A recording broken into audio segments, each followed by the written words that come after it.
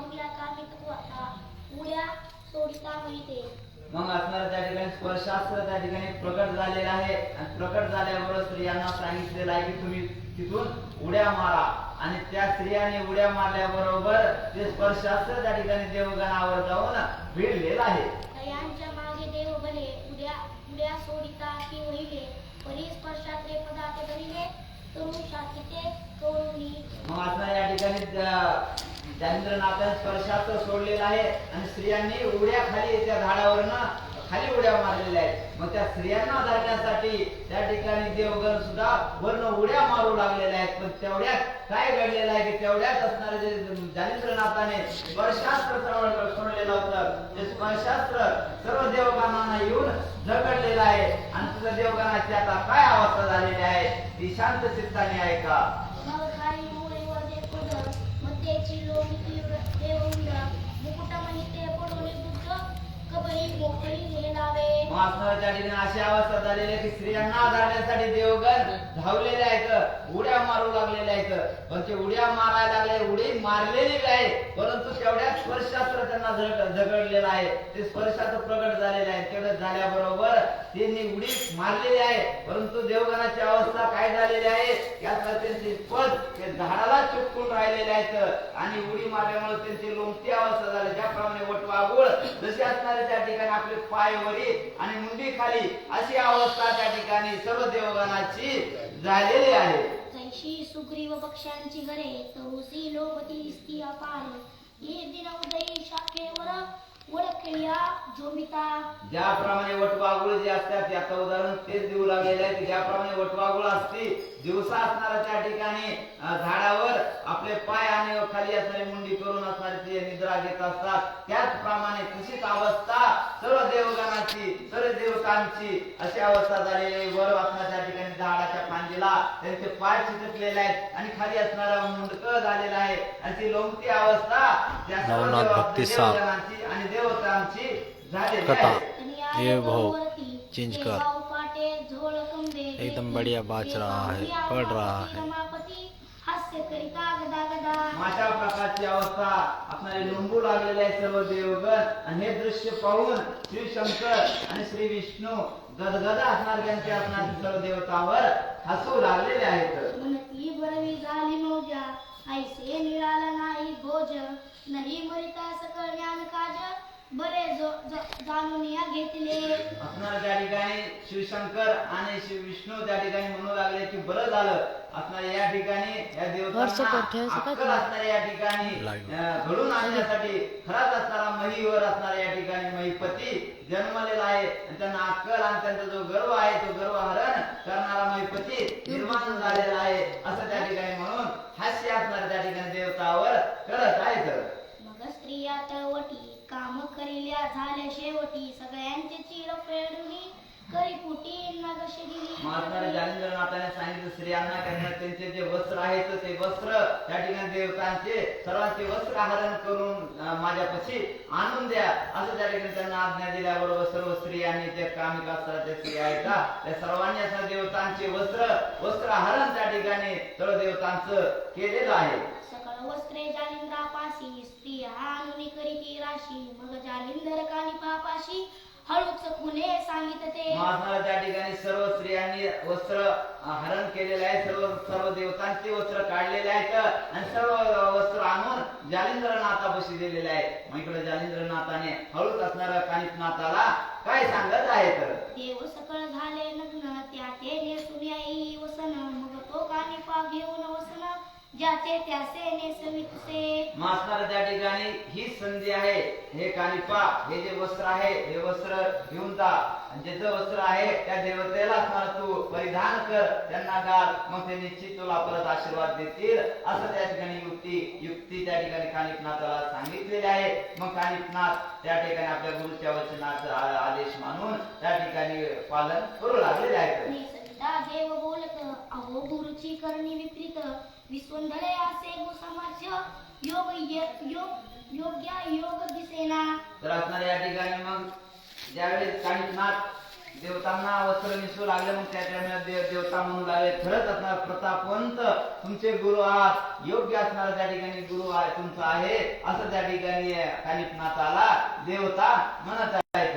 ज्याची ब्रह्मांड भरी कीर्ती ते करू लागी कैसे लोभिती ऐसे म्हणून तया करीती वसना लागी परिधानी. असणाऱ्या त्या ठिकाणी कानिफनाथ म्हणू लागलेले आहेत. त्यांची असणाऱ्या त्या ठिकाणी गुरु ख्याती ती असणारी जगभरामध्ये आहे, कीर्ती आहे. सर्व देवतांची असणारी पूजा जन मानव या ठिकाणी करत आहे आणि तीच अवस्था आज आमच्या गुरुनी केलेली आहे. तरी असणार गुरुची असणार त्या ठिकाणी मी न कळता या ठिकाणी तुम्हाला हे वस्त्र तुम्हाला देत आहे. माझे गुरु हे प्रतापवंत आहात असं त्या ठिकाणी त्यांची असणार विनवणी आणि त्यांना वस्त्र देऊन त्यांचं मन जिंकण्याचा प्रयत्न त्या ठिकाणी कानिफनाथ करू लागलेले आहेत. म्हणे महाराजा गुरुशी सोडून तुम्हा परिधानी तिथे गुप्त वसन तरी हे ऐसे वर्तमान बोलू नका गुरुते.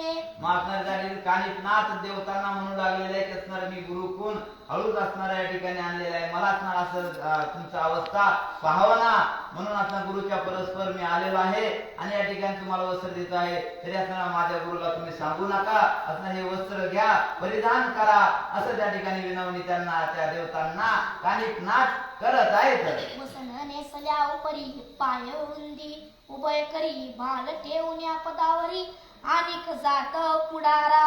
असणाऱ्या त्या ठिकाणी वसन म्हणजे असणारे वस्त्र त्या ठिकाणी नेसू लागलेले आहेत आणि त्या पायावर असणारं डोकं ठेवलेलं आहे. मग त्यावेळेस असं वस्त्र दिल्याबरोबर त्यांचं मन प्रसन्न होत आहे आणि ऑटोमॅटिक म्हणजे त्यांना लगेच असणार त्या ठिकाणी आशीर्वाद आणि जो असणार वरदान देवता देऊ लागलेले आहेत. मग कानी पाची नेत्र भक्ती पाहुण्या तुशिले देव चित्ती मग प्रसन्न होऊन वरदास्ती वराऊ पिता कृपेने. अशा प्रकारची कानिफनाथाची भक्ती आणि त्यांचे दयाळूपण पाहून प्रसन्न असणार त्या ठिकाणी देवता सर्व झालेले आहेत. मग असणार आपल्याला कपडे बी घातलेले आहेत आणि प्रसन्न चित्त त्या देवतांचं झालेलं आहे. मग प्रसन्न चित्त झाल्याबरोबर असणार त्या ठिकाणी कानिफनाथाला वरदान सर्व देवगण देवता देऊ लागलेले आहेत. मनी करुणी दृढ विचार विना दिल्या वाचुनी वर सोडणार नाही जालिंदर कृत्य निश्चय हासे. मनात देवता सर्वजण विचार करू लागलेले आहेत की या ठिकाणी यांना जर वर दिला तरच आपल्याला जालिंदर सोडेल, अन्यथा आपल्याला सुटका होणार नाही. त्याच्यामुळे असणार आपण या कानिफनाथाला वरदान दिल्याशिवाय आपल्याला आपल्यापाशी कोणता पर्याय नाहीये. म्हणून याला वरदान देऊ व वरदहस्त देऊ असं त्या ठिकाणी मनामध्ये विचार सर्व देवता करत आहेत. ऐसा निश्चय करुणी चित्ती प्रसन्न चित्ते वरोपिती जे जे अस्त्र तयाची शक्ती आम्हा मिरू निश्चय. तर ज्या अस्त्रामध्ये आमचं नामकरण आहे त्या अस्त्राच्या उच्चाराबरोबर आम्ही त्या ठिकाणी सहकार्य करू असं त्या ठिकाणी सर्व देवतांनी अभिवचन आणि आशीर्वाद आणि वरदान त्या ठिकाणी दिलेलं आहे. मग सकाळी देवनी वरद प्रदान कानिफा केला वरदवान ते ऐकूनी पावकानंदन विभक्तास्त्र सोडितसे. अशा प्रकारचं सर्व देवतांनी ज्याप्रमाणे नवनाथ भक्तिसार पारायण सहकार्य करू सहभागी हो आणि त्याप्रमाणे वरदान नवनाथ भक्तिसार पारायण त्या ठिकाणी जालिंद्रनाथांनी पाहिल्याबरोबर मग समाधान झालेलं आहे. मग असणाऱ्या त्या ठिकाणी विभक्तास्त्र असणाऱ्या त्या ठिकाणी म्हणून सोडलेलं आहे. विभक्तास्त्र होता प्राप्त सकळ देव झाले मुक्त सावरून या वस्त्रभूषणांते नाथापाशी पातले. अशा प्रकारचा त्या ठिकाणी विभक्तास्त्र त्या ठिकाणी जालिंद्रनाथाने सोडलेला आहे. ते सोडल्याबरोबर त्या ठिकाणी देवतागणाला झगडलेलं आहे. ते झगडल्याबरोबर विभक्त म्हणजे स्पर्शास्त्र जे होते त्यापासून मुक्तता झालेली विभक्त त्या ठिकाणी झालेले आहे. म्हणजे असं जे पाय चिटकलेले होते त्यापासून मुक्तता झालेली आहे. खाली त्या ठिकाणी देव आलेले आहेत. मग आपले जे वस्त्र आहेत ते वस्त्र सावरलेले आहेत. सावरून त्या ठिकाणी जालिंद्रनाथापाशी हे सर्व देवगण आलेले आहेत. मग सर्वत्री करुणी नमस्कार मनसी तव सुता दिल्यावर सकळ स्त्री साक्षात्कार आम्हा विरू निज जागे. मग त्या ठिकाणी सर्व देवता आलेले आहेत आणि सांगू लागलेले आहेत की असं तुझ्या सुताला म्हणजे असं त्यांना प्रगट हो असा आशीर्वाद आणि अभिवचन आम्ही दिलेलं आहे. असं विजयी भव असं त्या ठिकाणी आशीर्वाद परत अजून सर्व देवतांनी दिलेला आहे. देवगणांना देवतांना म्हणू लागलेले आहे की मी परत अजून शाब्री विद्या करणार आहे.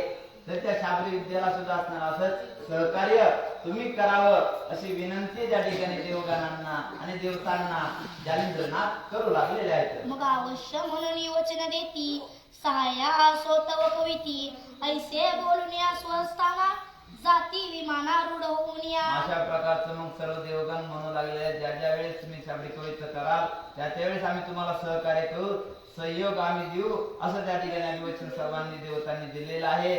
आणि सर्वांनी त्या ठिकाणी आशीर्वाद देऊन सर्वजण आपल्या विमानारूढ त्या ठिकाणी सर्व देवता झालेले आहेत आणि आपल्या स्वस्थानाला सर्व देवगण निघालेले आहेत. यावरी रमावर आणि उमावर कानिफा आणि जालिंदर बद्रिकाश्रमी होऊन स्थिर 3 रात्री राहिले तेथे.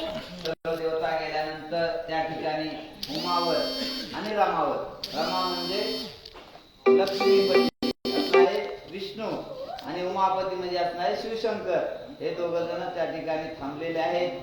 दोघांना आशीर्वाद दिलेला आहे. 3 रात्र असणार त्या ठिकाणी बद्रिकाश्रम सांगेल यथाशित नरहरी वंशीय नाम जाते मालू ऐसे वददाती. अशा प्रकारचं असणार हे निरूपण गोड निरूपण त्या ठिकाणी 2-3 रात्र थांबलेले आहेत. इथपर्यंत कथा या अध्यायामध्ये आलेली आहे आणि इथून पुढची जी कथा आहे ती कथा गोड निरूपण गोड असणार शक्तिशाली गोरक्षनाथ धोनी कथन हे श्रवण करण्यासाठी हे आपल्याला उद्देशाला या ठिकाणी यावं लागेल. तर एक चित्ताने उद्देशाला येऊन ग्रहण करावं हे पुण्य पावन असलेलं अमृतासारखं कल्पतरू असणारा हा ग्रंथ आहे. आणि तो श्रवण आणि म्हणून या ठिकाणी अशा प्रकारचा गोड निरूपणाचा अध्याय या ठिकाणी संपलेला आहे. तिसरी भक्तीचा अर्थ समस्त गोरक्षकावे की मला सदा परिचित